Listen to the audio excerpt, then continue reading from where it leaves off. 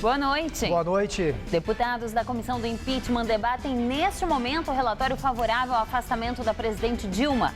A sessão começou à tarde e deve ir até às 4 horas da madrugada. A votação do relatório está marcada para segunda-feira, a partir das 10 da manhã.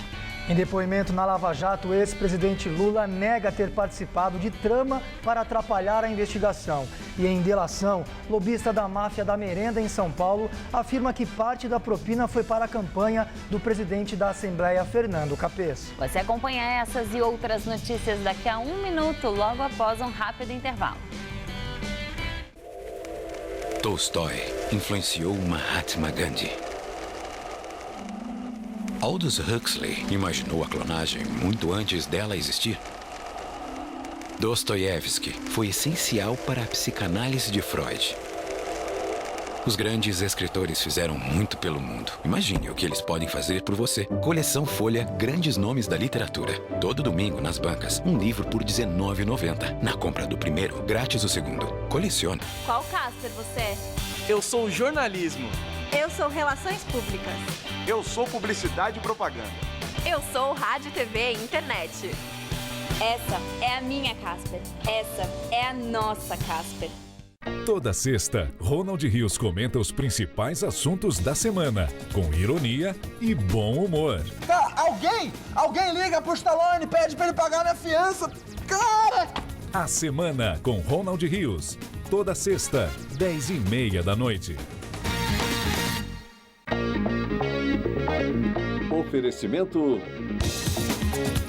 Faculdade Casper Libero, formando os melhores profissionais da comunicação.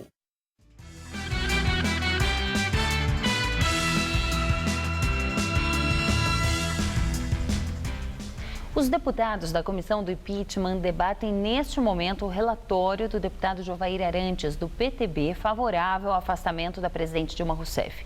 A sessão começou por volta das 13h30 da tarde. Segundo a Secretaria da Câmara, ao todo, são cerca de 150 parlamentares inscritos. Segundo o presidente da comissão, Rogério Rosso, do PSD, ficou acertado que a discussão termina às 4 horas da madrugada, mesmo se a lista de inscritos não for completada. Deputados a favor e contra o impeachment se revezam para falar. A votação do relatório está marcada para segunda-feira, a partir das 10 da manhã.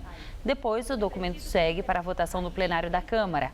A data ainda não está agendada. Cabe ao presidente da Casa, Eduardo Cunha, do PMDB, marcar. Segundo ele, a votação pode levar até 3 dias. E o advogado-geral da União, José Eduardo Cardoso, disse hoje que o relatório do impeachment de autoria do deputado Jovair Arantes, do PTB, só agravou a ilicitude do processo.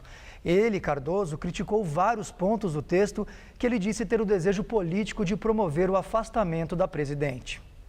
Para ter crime de responsabilidade tem que ter ato do presidente da República. O relator reconhece isso. E ato doloso, não é? Muito bem. Qual foi o ato que o relator disse que a presidente da República praticou nesse crime de responsabilidade de 2015? Ele não fala. Ele diz o seguinte: a dúvida, neste caso, o relator diz que há dúvida. Ele não diz qual é o ato, tem que fazer diligência, mas que há dúvida. A dúvida, neste caso, opera em favor da admissibilidade da denúncia. Está dito aqui. A dúvida opera a favor da admissibilidade da denúncia. Na faculdade de Direito, eu sempre aprendi o indúbio pro réu. E induz a erro o leitor do relatório, Sua Excelência o relator. Um equívoco grave para tentar justificar um dolo que não existe. E hoje teve protesto no centro de São Paulo. Desta vez eram integrantes da Força Sindical pedindo o impeachment de Dilma Rousseff. O presidente do PSDB, Aécio Neves, participou. O ato no auditório de um sindicato no centro de São Paulo reuniu sindicalistas filiados à Força Sindical.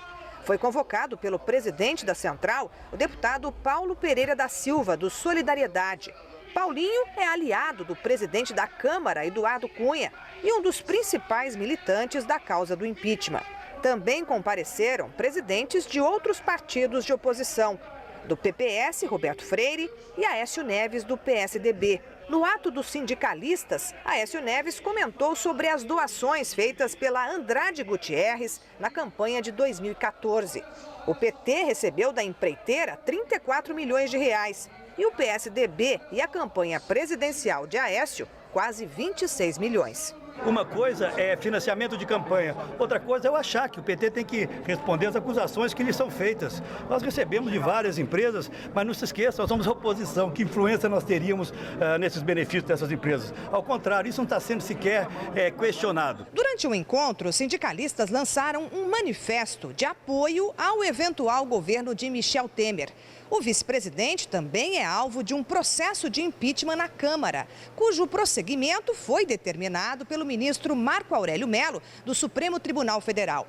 Mas até agora, os partidos de oposição ainda não indicaram representantes para essa nova comissão. No Brasil, o sistema é presidencialista. Então, o vice é quase que uma decoração, apenas para comprar uma chapa. E todos nós sabemos que a responsabilidade de todas as irregularidades que houve no orçamento da União foi da presidente Dilma.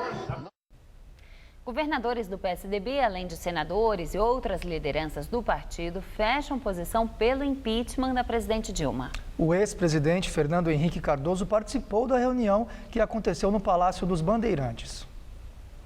Participaram do encontro os governadores do Paraná, Beto Richa, e do Mato Grosso, Pedro Taques, os senadores Aécio Neves, José Serra e Aloísio Nunes e o líder do PSDB na Câmara, Antônio Embaçaí. Além dos deputados federais, Silvio Torres, Miguel Haddad e Samuel Moreira, que foi recentemente nomeado para assumir o cargo de secretário-chefe da Casa Civil de São Paulo. A população brasileira quer mudança, nós estamos do lado da mudança para ajudar o país.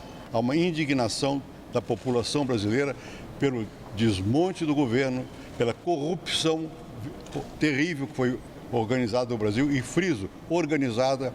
Há responsabilidades que são políticas de partidos e de pessoas. Chegou a hora de dar um basta nisso tudo. E agora à noite, aqui em São Paulo, em um evento do Sindicato dos Professores do Estado, o ex-presidente Lula voltou a se defender das acusações da Operação Lava Jato e a atacar a oposição. Ele disse que a mesma empresa que dizem dar dinheiro para o PT também dá para o PSDB, mas ninguém fala nada. O evento chamado de Encontro de Lula com a Educação foi organizado pela POSP, junto com entidades como a Central Única dos Trabalhadores e a União Nacional dos Estudantes. Foi justamente para apoiar Lula e Dilma contra as polêmicas do cenário político atual. Mais uma vez, o ex-presidente criticou as investigações da Operação Lava Jato e, principalmente, as delações premiadas. Ontem eu vi uma notícia de que uma empresa tinha prestado, foi premiada. Essa empresa é de Minas. Sabidamente, essa empresa é muito ligada aos tucanos. Será que a empresa tem dois cofres? Um cofre de dinheiro vencido, bom e sadio, e um cofre de dinheiro podre? E o PT só vai no podre ou em qualquer bom, em qualquer. Manda lá o pessoal pegar o povo de dinheiro.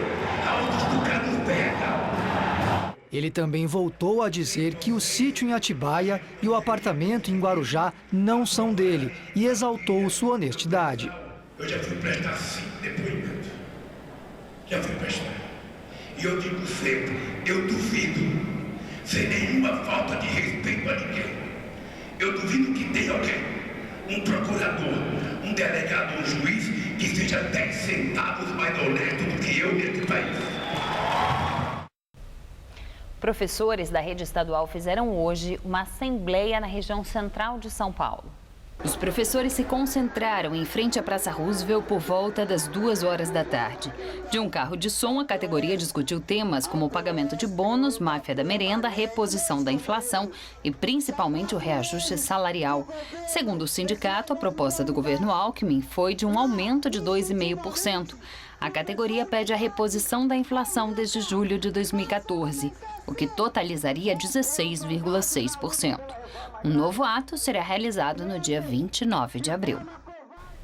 E a Assembleia terminou em confusão. O tumulto começou quando a categoria decidiu em votação pelo início de estado de greve. Neste momento, estudantes secundaristas tomaram o microfone dos sindicalistas. Segundo os relatos, uma estudante tomou um chute no rosto de um dos seguranças. Os estudantes responderam com garrafas de plástico e outro segurança teria sido agredido com um soco, mas ninguém ficou gravemente ferido. Agora vamos falar sobre a máfia da merenda escolar. O lobista Marcel Júlio afirmou em delação premiada que entregou parte das propinas a 2 aliados do deputado Fernando Capês, do PSDB, para a campanha eleitoral dele em 2014. O valor do pagamento era R$ 490 mil. Capês é o presidente da Assembleia Legislativa. Ele nega envolvimento no caso e afirma estar à disposição das autoridades para colaborar com as investigações da Operação Alba Branca. Marcel Júlio se entregou na semana passada à Polícia Civil de Bebedouro, no interior paulista, e falou por 4 horas ao Ministério Público. O lobista, que já foi transferido para a capital, afirmou que Fernando Capês era o responsável por pressionar integrantes do governo Geraldo Alckmin para a liberação dos contratos da merenda. Em troca, segundo o lobista, Capês exigia dinheiro para a campanha eleitoral. A empresa contratada era a Cooperativa Orgânica Agrícola Familiar de Bebedouro, uma união de pequenos produtores. Dirigentes da cooperativa também citaram Capês e outros políticos como beneficiários de propina. O escândalo da merenda escolar começou a ser investigado no ano passado e aponta desvios de ao menos 25 milhões de reais por causa de superfaturamento na venda de alimentos. Além de Fernando Capês, todos os outros políticos citados nas acusações negam envolvimento. E por falar na máfia da merenda, mais de 100 escolas da rede municipal da Zona Norte de São Paulo continuam sem merenda. A prefeitura informa que o problema vai ser resolvido até segunda-feira. O contrato entre a empresa Pro Alimentação Limitada e a prefeitura foi rompido nesta semana e 103 escolas da rede municipal não estão recebendo os alimentos da merenda. As funcionárias das cozinhas escolares também foram dispensadas. Ontem, o Jornal da Gazeta mostrou trabalhadoras que buscavam informações na porta da empresa. Segundo a prefeitura, a alimentação vai voltar a ser servida normalmente a partir da semana que vem. Hoje, a Secretaria Municipal de Educação informou que está cadastrando as merendeiras da região Jaçanã-Tremembé para que elas retomem os serviços na segunda-feira. Segundo a Secretaria, elas vão atuar nas mesmas escolas nas quais trabalhavam, mas com contrato em outra empresa que não teve o nome revelado. Da Operação Alba Branca, vamos para a Operação Lava Jato. O Ministério Público Federal pediu à Justiça Federal do Paraná a condenação do ex-ministro da Casa Civil, José Dirceu, e de mais 14 réus. Os procuradores também querem que, inicialmente, o cumprimento das penas seja em regime fechado. O pedido do Ministério Público foi feito ontem. É a conclusão da investigação da 17ª fase da Operação Lava Jato, batizada de Pichuleco. O foco desta fase foram as irregularidades de contratos da Petrobras com empresas terceirizadas realizados pela Diretoria de Serviços da estatal. Segundo os procuradores, as contratadas pagavam uma propina mensal para José Dirceu. O Ministério Público afirma que, quando era ministro da Casa Civil, José Dirceu foi o responsável pela indicação de Renato Duque para a Diretoria de Serviços da Petrobras. Por isso, os procuradores consideram José Dirceu como um dos principais responsáveis pelo desenvolvimento do esquema de corrupção na Petrobras. O ex-ministro teria recebido propina por meio de sua empresa, JD Assessoria, e também por meio de benefícios como a compra de imóveis e aluguel de uma aeronave. Em depoimento à Justiça Federal, em fevereiro, José Dirceu contestou as acusações. Entre os demais réus citados no pedido de condenação estão o ex-tesoureiro do PT, João Vacari Neto, o ex-diretor da Petrobras, Renato Duque, e 3 sócios da empreiteira Engevix. As acusações referem-se aos crimes de corrupção, lavagem de dinheiro, organização criminosa e fraude processual.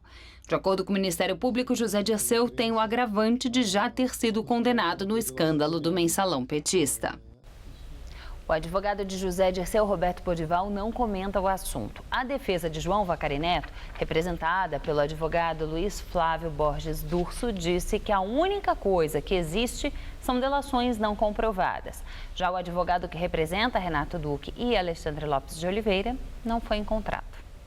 A presidente Dilma Rousseff esteve hoje no Rio de Janeiro para participar de entregas de obras e aproveitou para voltar aos assuntos polêmicos. Ela negou que tenha cometido crime de responsabilidade fiscal e chamou mais uma vez o processo de impeachment de golpe.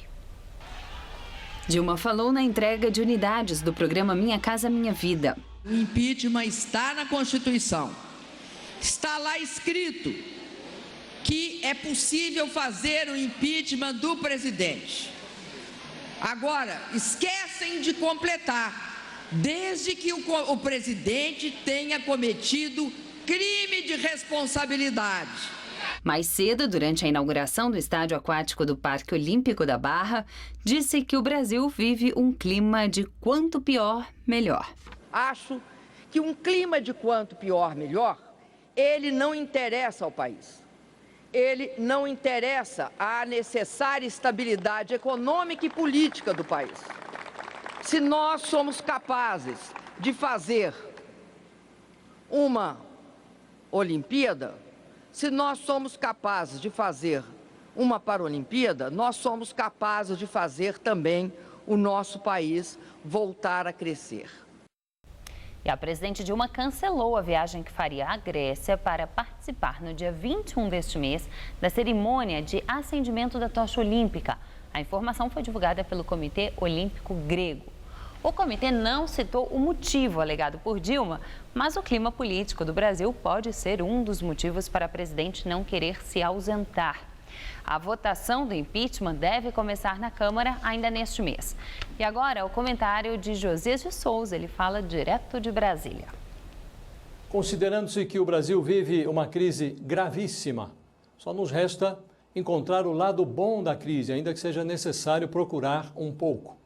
Essa crise é boa porque empurra o país para uma definição. Nós estamos agora diante de mais uma chance para provar que é falsa a impressão de que o Brasil tem um fascínio pelo caminho do brejo. A mudança de rota depende de uma palavra mágica: confiança.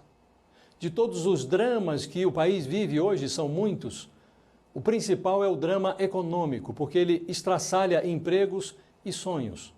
Na fase pós-impeachment, seja quem for o presidente, Dilma Rousseff ou Michel Temer, vai ter que tomar providências que restaurem a confiança. O desafio de Dilma seria maior, porque ela vai precisar se virar do avesso. Mas Michel Temer também tem que provar que tem aptidões que hoje o brasileiro não reconhece nele. Para complicar, ambos têm sobre suas cabeças a Operação Lava Jato. Costuma-se dizer que o futuro a Deus pertence. Mas se o TSE parar de se fingir de morto, alguém talvez tenha que responder pelo passado. Boa noite. Pela terceira vez, Lula depõe na Lava Jato. Mantendo o discurso, ele negou ter participado de trama para atrapalhar a operação. Segundo o jornal Folha de São Paulo, Lula negou ter participado de uma trama para interferir na delação premiada do ex-diretor da Petrobras, Nestor Cerveró, ainda que tenha uma relação próxima com o senador Delcídio do Amaral. O congressista contou em sua colaboração que Lula, por meio da família do pecuarista José Carlos Bunlai, agiu para tentar evitar a delação de Cerveró.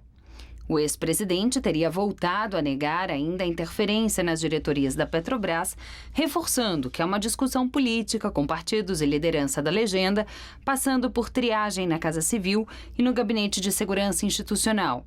O petista reforçou que caberia ao Conselho Administrativo da Petrobras a indicação. Essa versão contraria a delação de Delcídio, na qual ele afirmou que o ex-presidente teria influência nas decisões relativas às diretorias nas grandes empresas estatais, especialmente na Petrobras. De acordo com o Ministério Público de São Paulo, o zelador do triplex do Guarujá, que prestou depoimento sobre o ex-presidente Lula, é demitido. José Afonso Pinheiro trabalhava no condomínio Solares. Ele disse aos promotores ter visto Lula e a ex-primeira-dama Marisa Letícia no imóvel durante a reforma em 2015. Para o promotor Cássio Concerino, que investiga Lula, há fortes indícios de represália por causa do depoimento que o zelador prestou durante as investigações. Em entrevista, o zelador afirmou que a demissão tem relação com o depoimento, porque até chegaram a dizer que ele havia falado demais. A jornalista Miriam Dutra afirmou em depoimento à Polícia Federal que todos os recursos recebidos do ex-presidente Fernando Henrique Cardoso foram usados para custeio da educação do filho Tomás Dutra Schmidt, que ela disse ter tido com o político. Ontem, a jornalista prestou depoimento por 5 horas na sede da Polícia Federal em São Paulo, como testemunha no inquérito que investiga o ex-presidente Fernando Henrique Cardoso. A suspeita de crime de evasão de divisas. Em nota, a defesa de Miriam Dutra afirma que, como se mudou para a Europa por vontade própria em 1992, onde reside até o momento de forma ininterrupta, o custeio dos estudos do filho Tomás foi pago integralmente pelo pai, desde o ingresso na escola até os presentes dias nos quais cursa mestrado em Ciências Econômicas. Ainda na nota, Miriam afirma que Tomás é filho dela com Fernando Henrique Cardoso. A declaração contradiz exames de DNA que, segundo o ex-presidente, não confirmaram a paternidade. Segundo o texto, Miriam declarou também que o ex-presidente efetuou os pagamentos de formas distintas, inicialmente por meio de entrega de valores e depois por depósito em conta bancária da mãe e, atualmente, o faz diretamente na conta do filho. A nota não esclarece os termos de entrevista que ela deu ao jornal Folha de São Paulo em fevereiro, na qual ela dizia que recebia $3.000 mensais de Fernando Henrique Cardoso através de repasses da empresa Brasif de importação e exportação. Ao jornal, ela mostrou um contrato fictício de trabalho com a Brasif, pelo qual receberia os repasses. O advogado José Diogo Neto disse que, no depoimento, Miriam não citou a empresa Brasif e disse que ela desconhece qualquer coisa relacionada a essa empresa.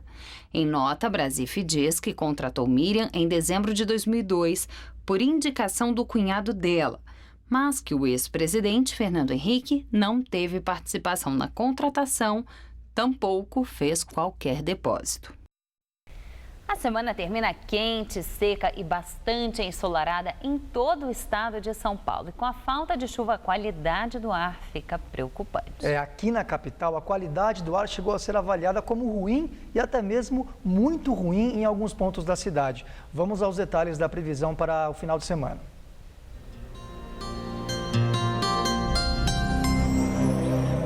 Para o sábado, nada muda em todo o estado, mas no domingo podemos ter mais nebulosidade na Baixada Santista e até chuvas passageiras no litoral sul.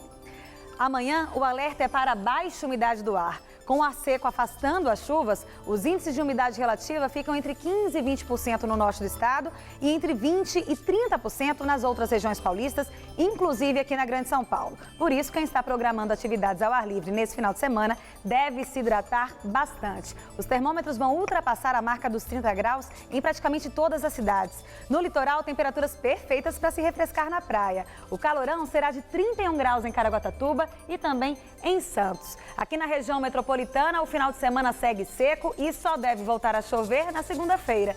Com isso, deve melhorar a qualidade do ar por aqui. Nesse sábado, mínima de 20 e máxima de 32 graus. No domingo, a máxima se mantém, mas teremos sol entre mais nebulosidade. Já na segunda-feira, são esperadas chuvas no período da tarde, com máxima prevista de 31 graus. E agora vamos de economia. A inflação oficial em março é a menor desde 2012. Segundo o IBGE, a queda foi influenciada pela baixa nos preços da energia elétrica. O IPCA ficou em 0,43% no mês passado. Em fevereiro, esse índice foi de 0,9%. Vamos agora ao comentário de economia com Vinícius Torres Freire. O preço do dólar baixo e baixando desde a metade de fevereiro por aí, parece o de um país pelo menos animado e pronto para sair do buraco econômico profundo. Mas não é bem o caso.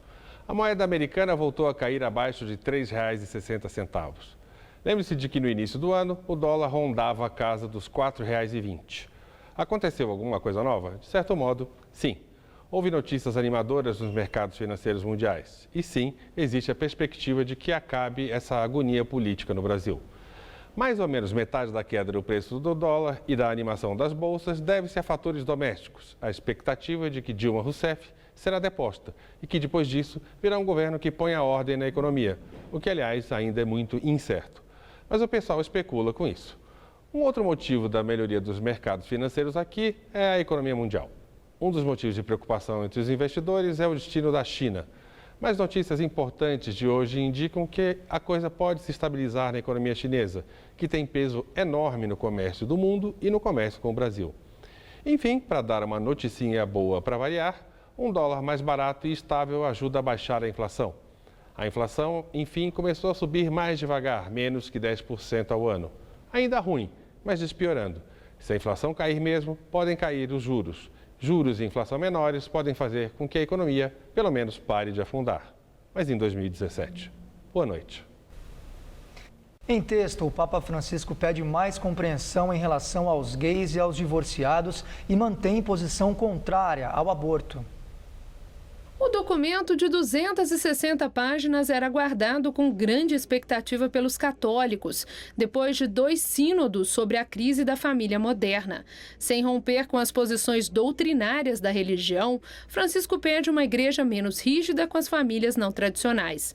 O Papa diz que os homossexuais devem ser respeitados e acolhidos, mas reafirma que não existe nenhum fundamento para igualar uniões entre gays a casamentos heterossexuais.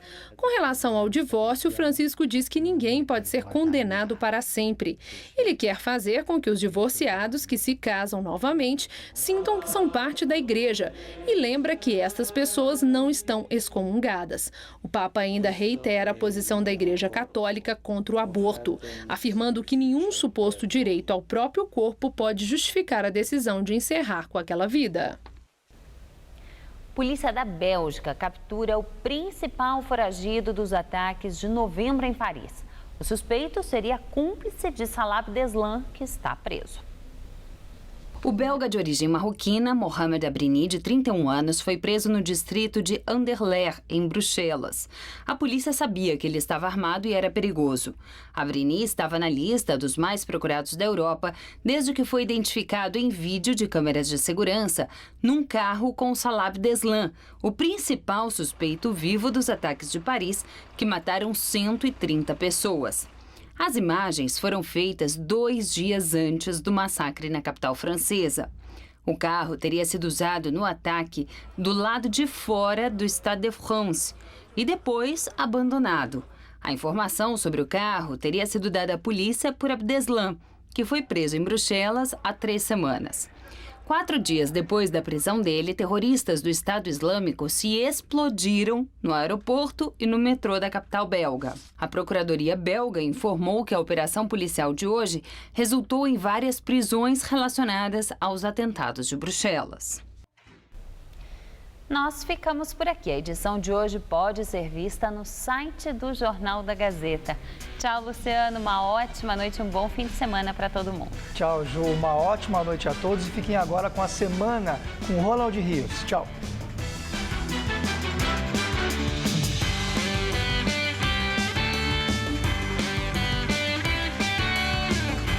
Ronifon recebe o cantor Cabelo no Todo Seu, daqui a pouco, 11 da noite.